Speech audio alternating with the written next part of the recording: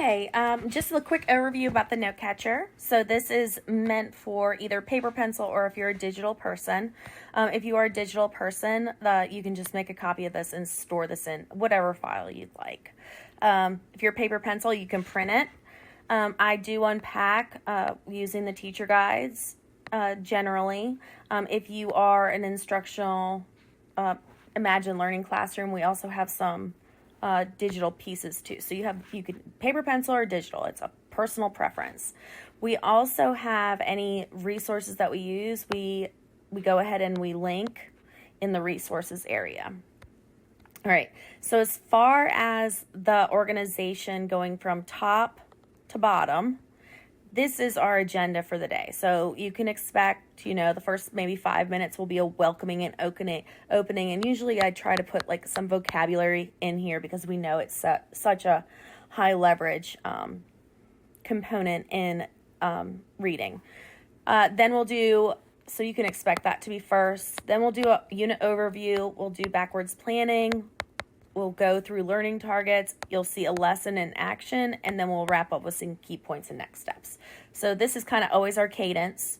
It may slightly change, but you know that you can always go to the note catcher, and then that way you'll know which order we're going in.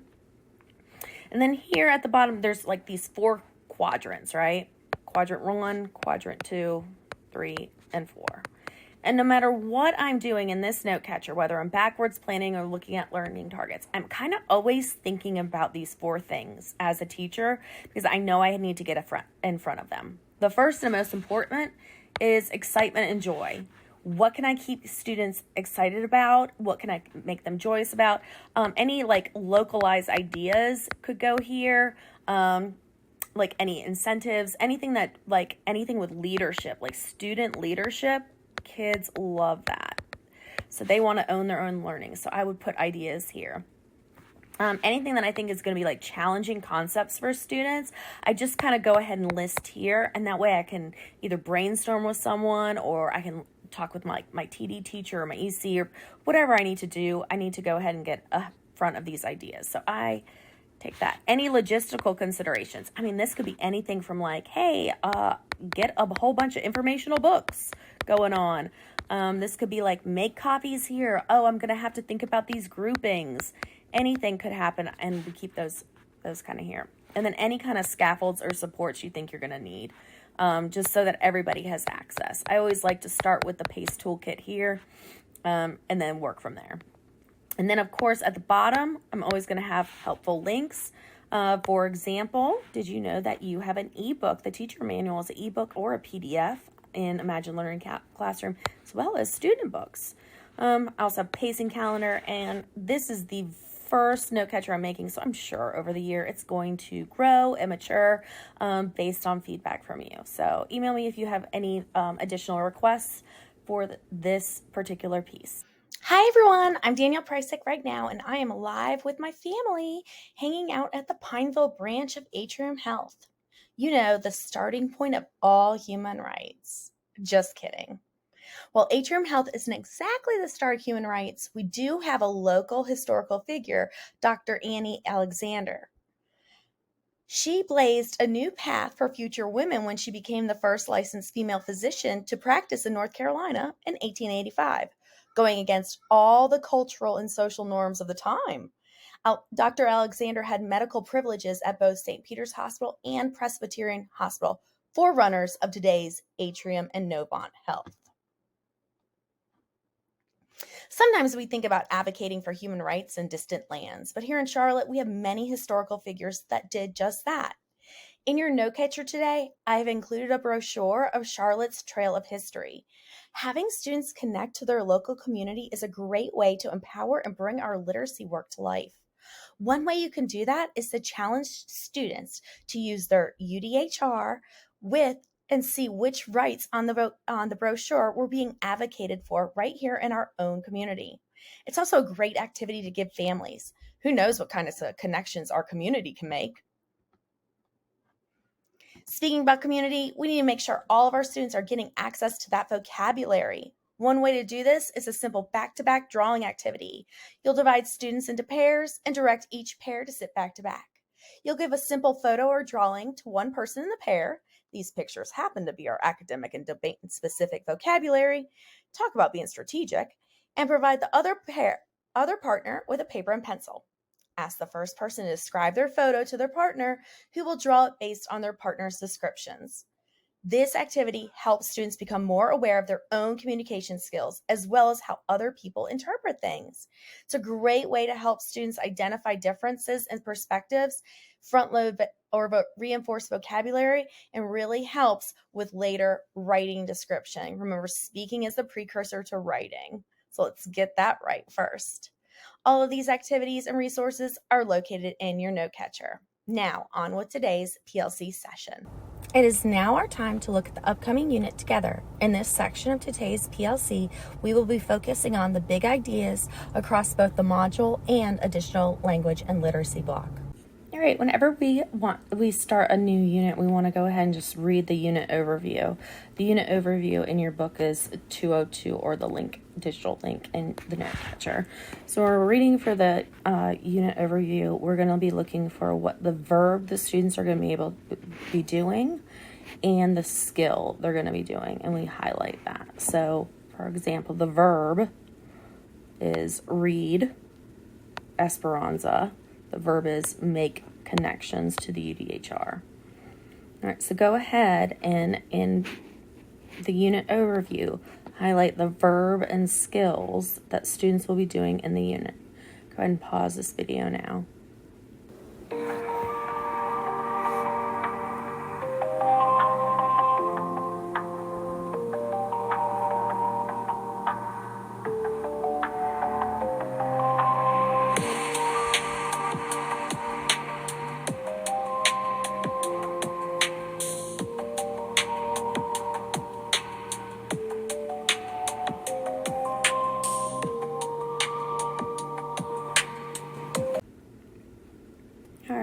By now, you'll see that there is a lot of work and verbs that the students are going to be doing. So this is the time that we want to go ahead and we want to pull out our focus standards of the unit, so we kind of know where we're headed. And you might be saying, well, hey, look, all the standards are down here. One, yes, that is true. They are down there. But if you look in your unpacking, remember that standards have specific skills in it. So for example, in RL52, I have both summary and theme. So that's two different skills. So we want to go ahead and figure out which precise skill in the standard we are doing. So as you cross-reference your North Carolina Standard Course of Study, whichever one you use, you're going to write the standard by the verb and the skills that the students are doing. Now, some of them are just a little bit more difficult. For example, I know in this first one, when it says they're going to be reading Esperanza Rising, well, that's R10, right? But they're also going to be making connections to the UDHR. So I know that anytime they're doing that, I am going to put RL51. Because anything they say, any connections they make, it has to be rooted in the base of the text. So I'm going to add RL51 here. Then it starts to get a little bit more easier and more clear. Like we know that conveying themes is RL52. Metaphors is L55A. So go ahead and look through your North Carolina Standard Course of Study and assign the standards to which the students will be working.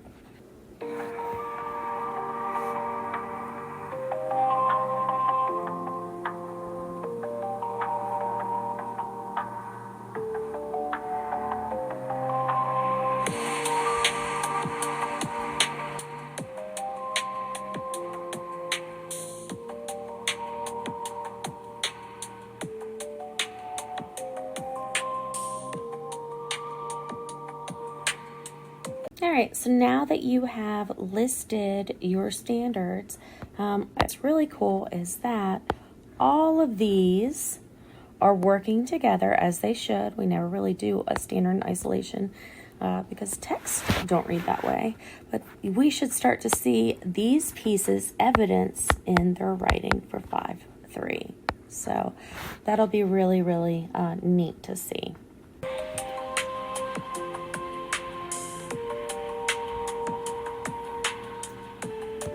All right, just with the modules, I'm going to want to do read my unit overview of all block. This is on page 63 of your teacher guide for all block. These already give us our standards here. So what I want to do is I want to go ahead and read through what's happening so I can keep that in mind and understand the supports that are already in place in this module. It is Unit 2. I know I'm still launching, so the full all block doesn't even happen until Unit 3, so let's see what we do have here. It looks like we won't even have additional work with complex text or word study and vocabulary. So go ahead and read through it and highlight what students will be doing.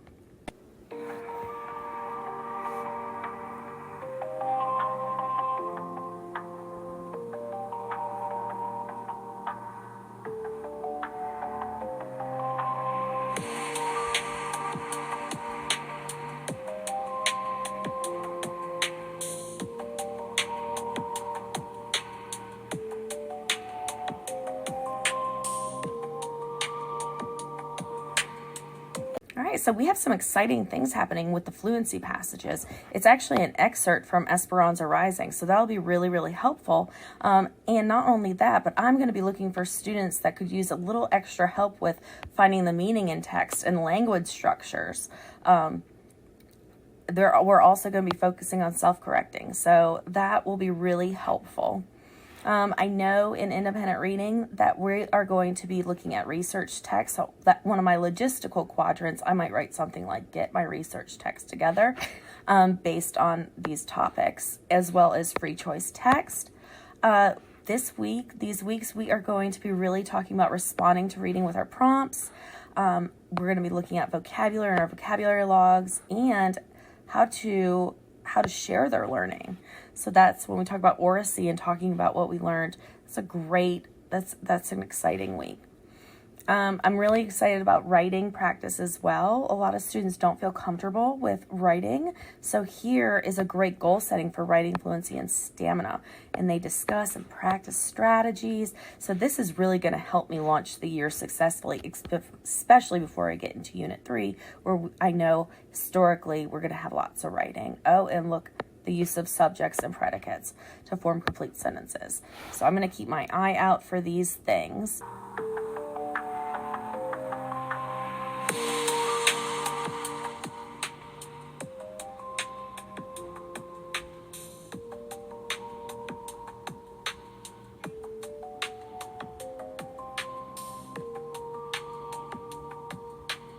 It's now our time to backwards plan. Here we will look at the mid and end of unit assessments to understand the rigor and level of learning that needs to take place. Take a moment and access the assessments.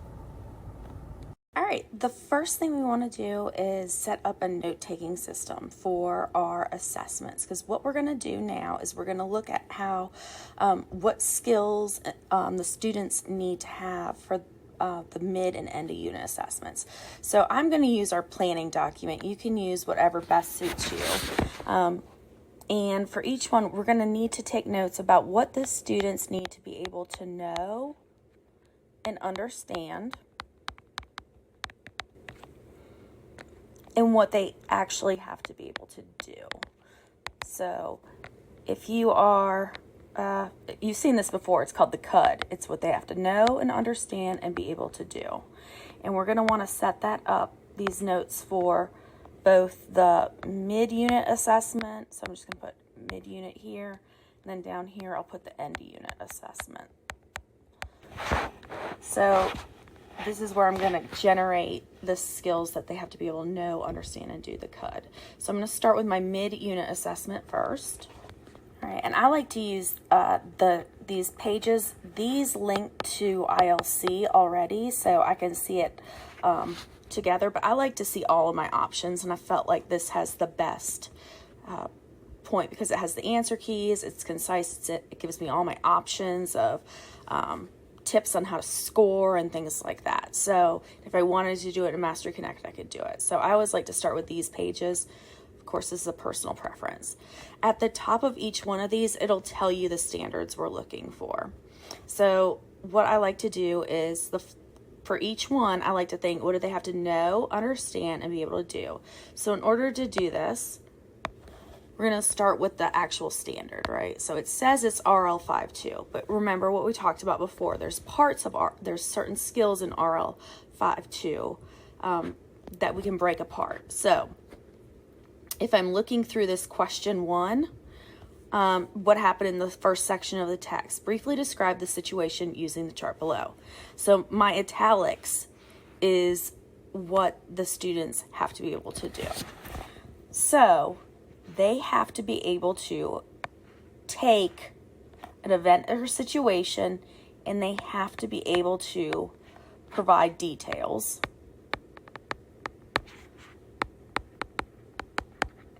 around an event. So I know that's RL52, and it's really falls in this summarizing piece, but it's not really summarizing. They're more expanding upon an event.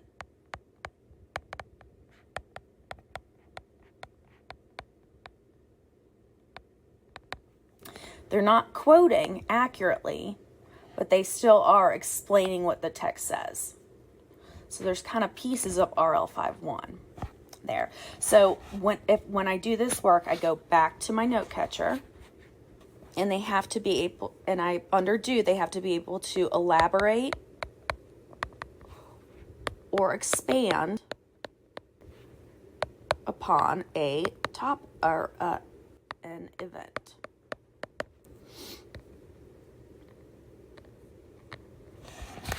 So in order to be able to do that, they need to know and understand relevant details from the text. They have to understand that the text is the base. Whenever possible that you're backwards planning, do this in silent solo first. Fill out the know, understand, and do. But then have a sharing protocol where you compare these two ideas, and so you can add to the ideas that perhaps another person had. All right, so at this time for backwards planning, if you would please go ahead and unpack, find out what students have to know and understand and be able to do for the mid-unit assessment and the end of unit assessment. Remember in our overview earlier, we know that the mid-unit assessment standards are going to strengthen our end of unit assessment. All right, go ahead and get yourself some work time now.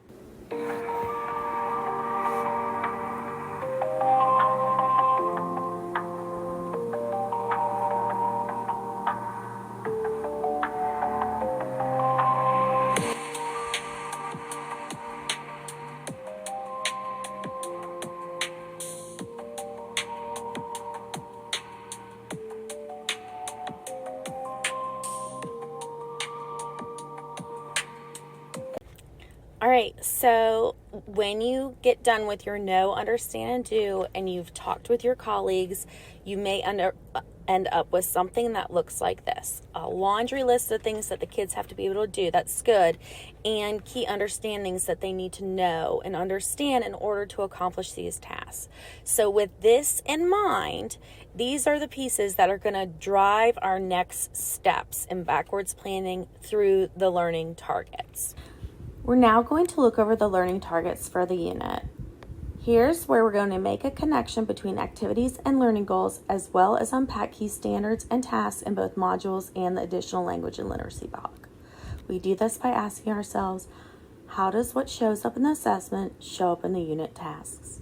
All right, starting with your Unit 2 overview, because we're in Unit 2, now's where we're going to look at our high leverage parts of lessons based on how we unpack the assessments. So you can see here that I have highlighted parts of lessons that are directly related to the assessment. For example, the character reactions in the camp. I know a model paragraph. Well, kids are going to have to write one, so I better do that well. Group writing, Esperanza's reaction to the camp. So I know that those are really, really important.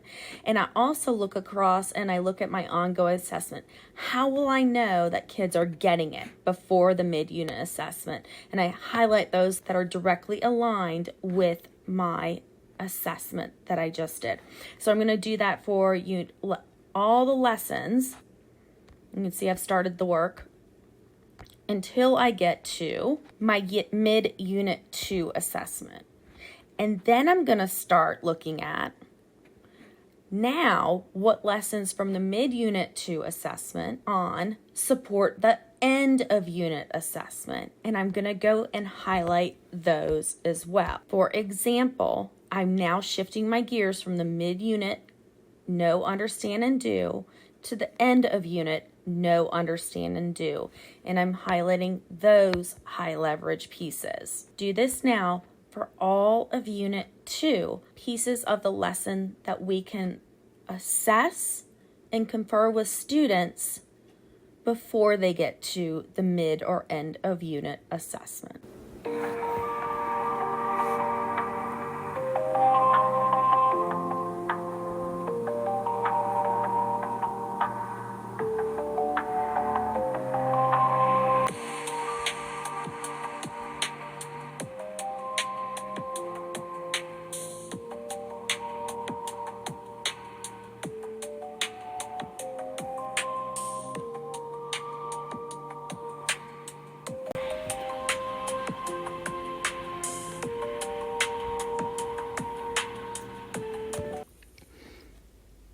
All right, now I'm going to want to shift gears. I have my learning targets that I highlighted in support of the mid-unit and end-of-unit assessment. Now I'm going to be looking at a high level of additional language and literacy block. I'm going to begin this work using the expansion manual, which I will link here in your note catcher. It's also in All Things Literacy. We're going to turn to page 94. Page 36. All right. What's really nice about this is that it is color-coded, so at a high level, I can see what I am teaching. After this unit, though, it's going to be a predictable pattern. Right now, we're still launching additional language and literacy block, and it looks like this week 1, I'm going to be really setting expectations for this red, which red is always reading, speaking, fluency, and grammar usage mechanics. So I always want to do 2 things. The first thing I want to do is kind of get a gist of what's happening in those lessons based on what's in the all block manual. And 2, I want to make a connection to modules because I know that they're supporting one another. So let's go ahead and get a gist of what's happening in fluency. The first thing I like to do is I like to read the overviews. And then I like to look at the lessons themselves. I'm not reading the whole lessons, but I'm getting an idea of what the students will be doing. All right, same thing I'm going to do for independent reading. Go ahead and get your gist of what's happening in independent reading for both weeks. And then go ahead and get a gist of what's happening in your writing practice over the next 2 weeks. And we capture those notes right here on our note catcher. I know that I'm not going to have additional work with complex text this week. Those 2 weeks, I'm still launching that piece. All right, take a moment, read over the gist, peruse the lessons, and write a gist of what is happening in these components.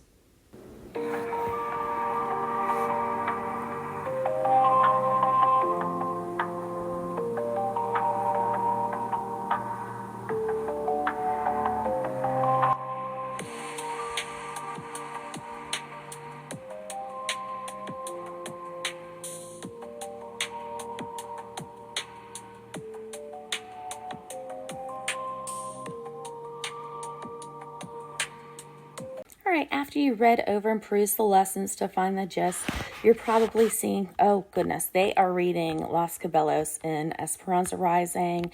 There's some deep character reaction work. They need to know deeper meaning of what some of those signals are for how characters are feeling, which is really, really helpful and directly aligned with our assessment. There's a lot of RF going on, reading for fluency, over the week, and some language dive support that was really helpful as well. You might have something for writing. That week is the week that I do not want to miss. It's all about writing stamina, giving kids strategies and goal setting for writing. And it also is that explicit instruction in subject and predicates. So that's going to show up on my assessments as well. And accountable independent reading, there's lots. I'm training them how to respond to the prompts at a 5th grade level. So depending on the prompt, it's going to show me what skills in reading they understand, and that's going to keep me going for the rest of the year. So one thing I want to do now, we said that we go ahead and get our gist. Now we go back to our unit at a glance, and we look for the connections between how this work supports the modules. So to do this, you go back to your unit at a glance. For fluency, that one's always kind of an easy win, because in the actual lesson piece, it's going to tell you if you see a RF, even though it says 5.4 and we're 5.5, these are old Common Core that haven't been transferred to North Carolina Standard Course of Study. You can see directly in that lesson that you're going to be assessing that reading for fluency. And that's going to continue on as we go through the lessons. So what am I going to do with that? Well, this is what it tells me. I might write something for fluency for lessons 13 and on in Unit 2. I want to be collecting my data because I know that reading, speaking fluency is going to keep going. But I need to know who still needs that support, so I'm forming my next all-block group. Do the same thing for writing stamina and strategies. Where can you gather data in the in the unit at a glance for both stamina, possibly subject predicates, and responding to reading?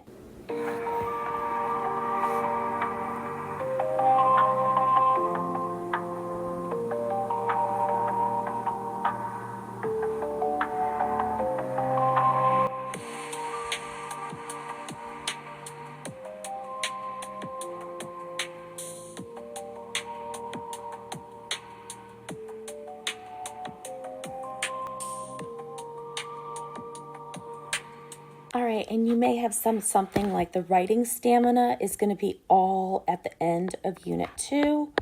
I can see that daily. Who is getting it? Who is not getting it? Who needs additional work here? For the independent writing to prompts, there's going to be a lot of it in my air, but also when they're doing the writing about metaphors and the note catchers, I'm going to see it here too. Who can clearly and cohesively respond to a prompt in an appropriate manner? So all of this data and all of these supports I can keep collecting for my next cycle in all block.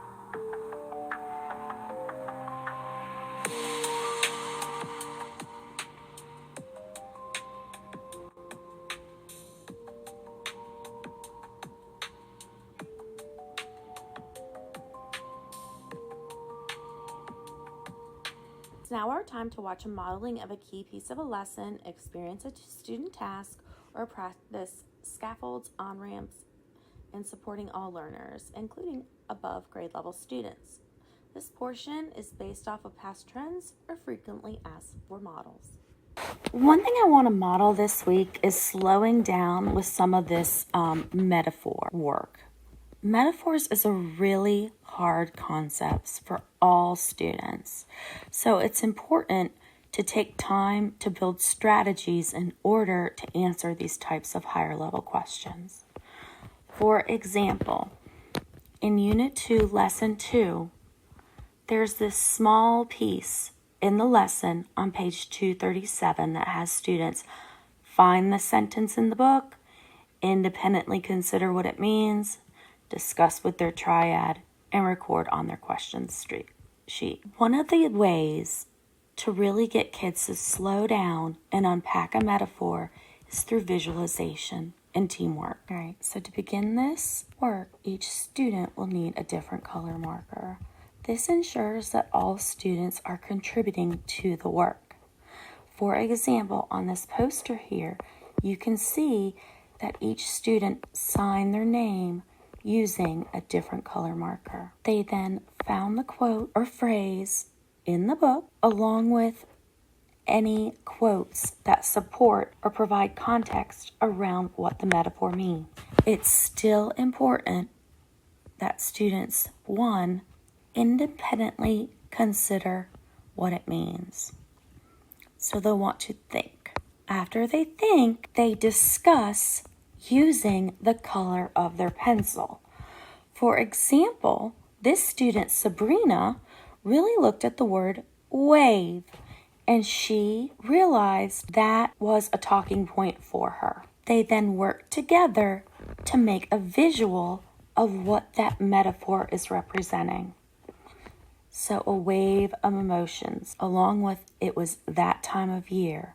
Here they used the fruits of the titles for that time of year, but also the emotions that went with it. So stopping to visualize metaphors is a key strategy in helping to unpack them in different ways using multiple perspectives. And how you would like to share that out will be up to you, perhaps a jigsaw or group presentation. Let's recap our key points from today's PLC. Review reminders and upcoming events, and get a glimpse into our next PLC time together. All right, let's review our key points and next steps from today's session. Remember, in lessons 1 through 2, our first arc, students are really focusing on Esperanza Rising and the UDHR. They're going to be comparing and contrasting characters' reactions to human right threats. There's going to be a ton of interpretation of metaphors in the story to determine themes. We have our mid-unit assessment about independent interpretation of a metaphor and its theme. There's an analysis and comparisons of two characters' reactions to an event. Here we shift from reading to writing with a literary essay in lessons 11 through 12. Students will choose an event from Esperanza Rising from their essay. The essay compares and contrasts the reactions of two characters. Students participate in a 2-voice poem exercise to understand characters' perspectives. They utilize the painted essay structure for writing, as well as analyze a model essay. Your end-of-unit assessment is focused on a revision of the literary essay, focusing on linking words and phrases, especially those signaling contrast. Overall, the skills developed are literary analysis, metaphor interpretation, theme identification, character analysis and comparison, a little creative writing, essay structure and composition, and revision and editing skills. Our integration to the human rights education is the connection between literature and human rights concepts, as well as the analysis of character experiences through a human rights lens. Next up, in your PLC planning, be sure that you deeply understand the lessons in Unit 2 prior to teaching them. Be thinking about how to keep vocabulary at the forefront of all of the speaking and writing expectations. And for all block, it's our last all block training before it launches full swing in Unit 3. Also, continue to gather data on your students' strengths and weaknesses, especially when analyzing their writing. Thank you for your time today. If you would please take a moment and complete the literacy survey so that I may better support you. Thank you.